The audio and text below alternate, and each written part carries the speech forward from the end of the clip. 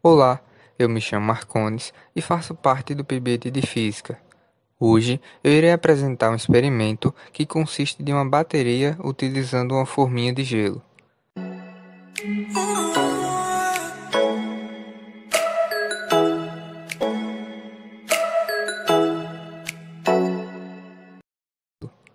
Para poder reproduzir esse experimento, é preciso ter os seguintes materiais: parafusos galvanizados, sendo que o número de parafusos corresponde ao mesmo valor de células ou nichos que tem na forminha, com unidade a menos.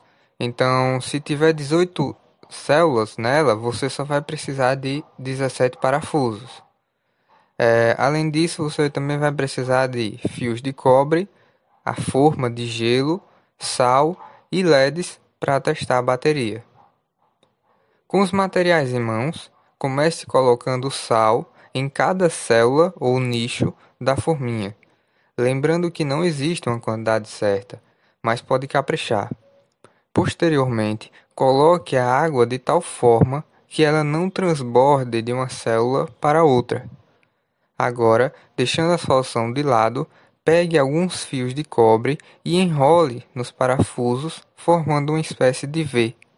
Feito isso, basta ir colocando cada conjunto de parafuso cobre nas células. Finalmente, com o experimento montado, é preciso que você pause o vídeo e responda a seguinte questão: quando o LED for colocado nos polos dessa bateria, ele vai acender?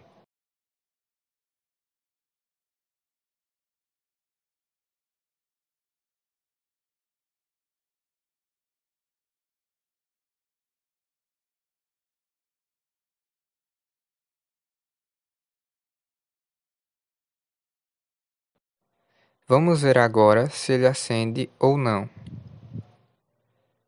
Veja então que ele acende. Porém, isso só acontece se eu coloco os terminais do LED correspondentes, né, com positivo e negativo, com o positivo e negativo da bateria que eu fiz. Posteriormente eu vou explicar isso melhor, certo? Perceba ainda que a luz do LED é muito fraca nesse ambiente que está muito claro, né? Então eu vou fazer agora num ambiente mais escuro para ser mais perceptível. Agora, no ambiente mais escuro, a gente consegue perceber melhor a luz do LED. E com isso, concluir que essa bateria realmente funciona. Agora, fique com a explicação. Então, agora eu vou explicar como é que essa bateria, né, essa pilha com forminha de gelo, ela funciona. Ela funciona através desse processo de oxirredução. O que acontece é que eu tenho duas substâncias diferentes e uma possui potencial de redução menor em relação à outra. Nisso, uma vai doar elétrons e a outra vai receber elétrons. Nesse caso, o que temos aqui é que o zinco ele vai ter um potencial de redução menor que o potencial de redução do cobre, certo? O potencial do zinco é de menos 0,76 volts e o potencial do cobre é de mais 0,34 volts. O que acontece então é que pelo zinco ter o menor potencial de redução, ele vai ser quem vai sofrer a oxidação, né? Ele vai doar elétrons. Enquanto que o cobre, por ter um potencial maior, ele vai sofrer, né, um processo de redução, ou seja, ele vai receber os elétrons que estão sendo doados pelo zinco. Eu fiz aqui um pequeno esquema, né, para a gente entender melhor como isso funciona, e eu representei, né, cada célula, cada nicho que tem na forminha como sendo esse recipiente. E aqui eu tenho cobre amarrado, né, no parafuso galvanizado, né? Parafuso galvanizado é aquele parafuso que tem uma camada revestindo ele, uma camada de zinco no caso. E aqui eu tenho o cobre, certo? Temos aqui ainda uma solução de água e sal, certo? O sal de cozinha, né, o NaCl, que quando está em contato com a água ele sofre uma dissociação e vira dois íons, né? Eu tenho o íon Cl- e o íon Na+, certo?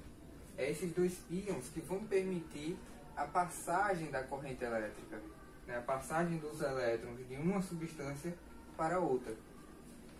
Então, o que acontece é justamente isso, né? O zinco ele vai doar elétrons através da solução que eu tenho aqui, e o cobre ele vai receber esses elétrons passando para o próximo parafuso, né? Para o próximo zinco, que é essa parte de zinco. E aí eles vão fazer o mesmo procedimento, e aí o que vai acontecer é que eu vou ter dois polos, né?